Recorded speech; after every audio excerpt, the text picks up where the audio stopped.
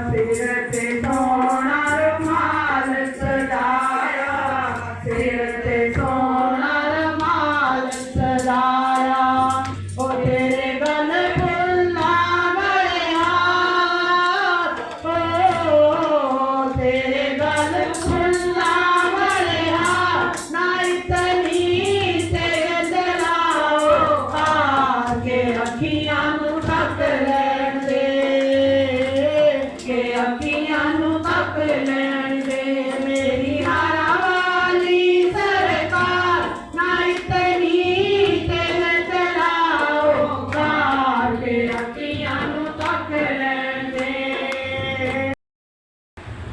शास्त्र, पुराण, उपनिषद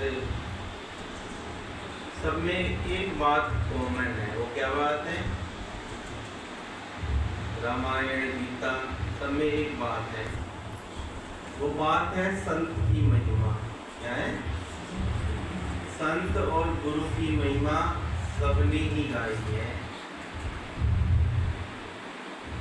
जैसे वेद, शास्त्र और भागवत, गीता पढ़े जो लोग वेदों को पढ़ते हैं, शास्त्रों को पढ़ते हैं, गीता को पढ़ते हैं, परंतु फिर भी ज्ञान उनके अंदर फिर भी ज्ञान नहीं होता। रोज मंदिरों में मत्था टेकने जाते हैं, प्रणाम करते हैं, पर फिर भी ज्ञान की कमी ज्ञान नहीं है। तो इससे ये सिद्ध होता है कि मंदिर जाने से, कोई पाठ सुनने से या पाठ करने से हमें किसी भी प्रकार का ज्ञान प्राप्त नहीं है। बोलते हैं हम लोग कि हाँ अभी झूठ नहीं बोलना चाहिए, उतना ही हम लोग क्या करते हैं, तो वो कह रहे हैं कि इन चीजों के करने से जीवन के अंदर कोई बदलाव नहीं आता। बदलाव आता है कोई अगर जिंदा महापुरुष हो, उसकी संगत करने से, उसके जो वचन हैं उन वचनों पर चलने से हमारे जीवन के अंदर परिवर्तन आता है।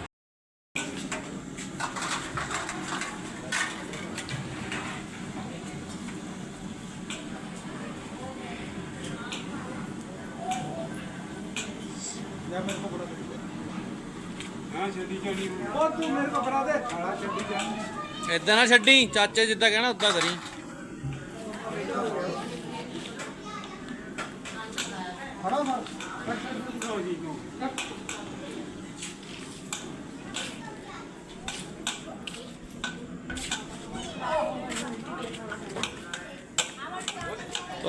वीडियो अपनी अपनी सारे जने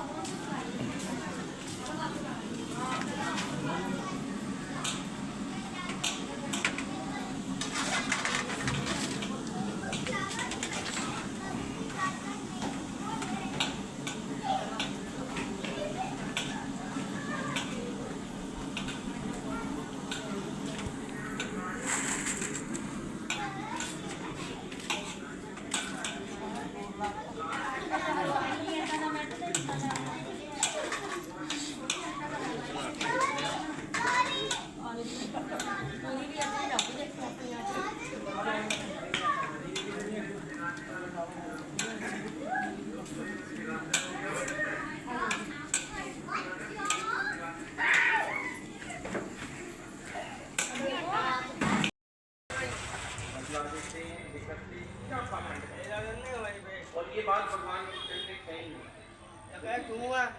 दो ग्रंथ है कृष्ण के, गीता और भागवत महापुराण।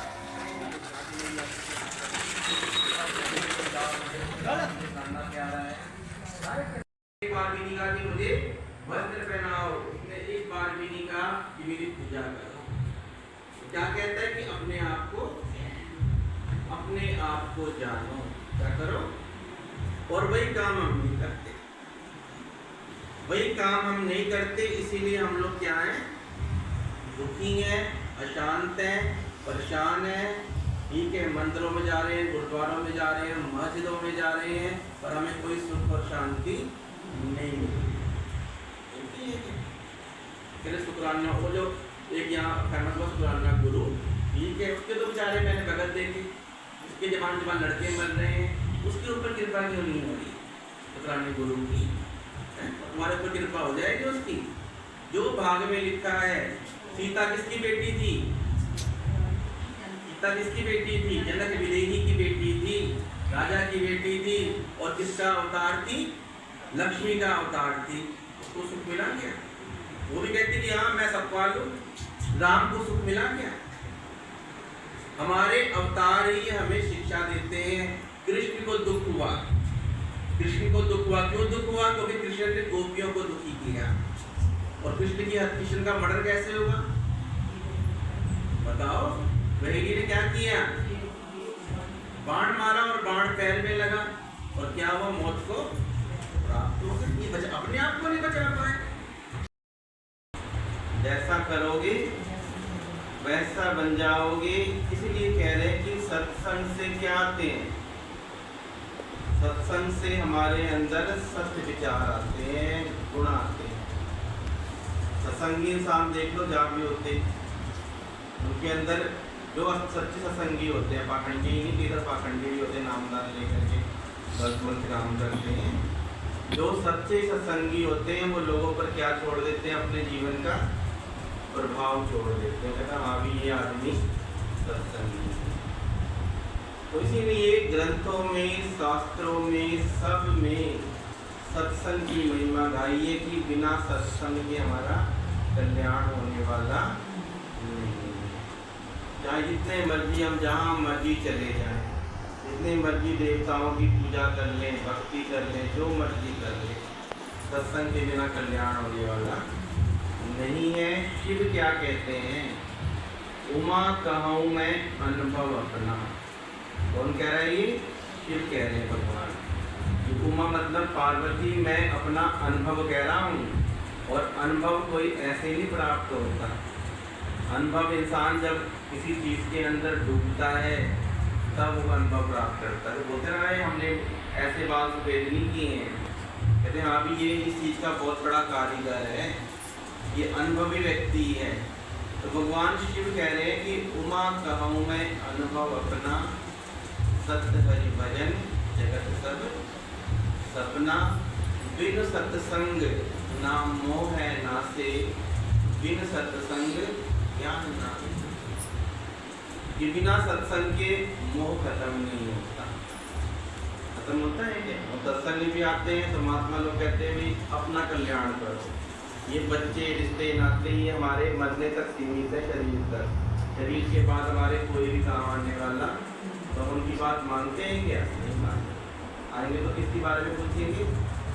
जिस चीज़ों को मना करेंगे वही बातें पूछेंगे, बच्चे के बारे में, परिवार के बारे में, इधर के बारे में।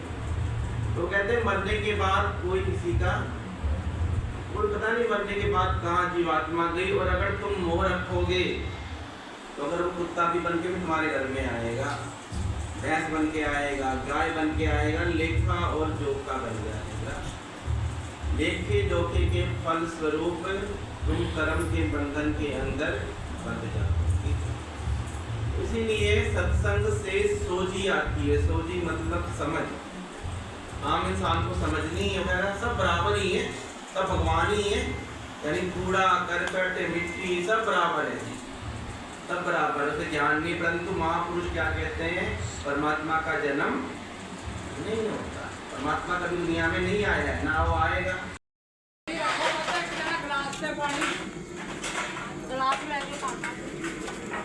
पानी बरतांदा कोई बरतांदा पिया ਉਹ ਮੁੰਡਾ।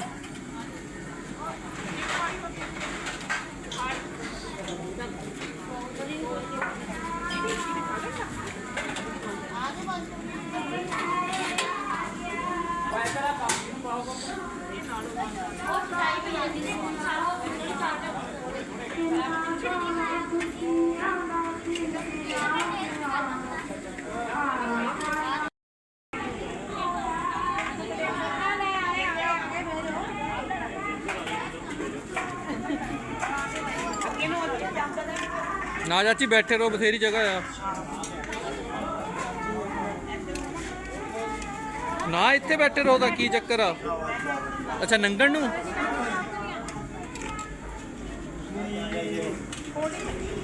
ਹੋਰ ਜੈ ਹੋ। ਹੋਰ ਭਾਜੀ ਬੈਠੋ।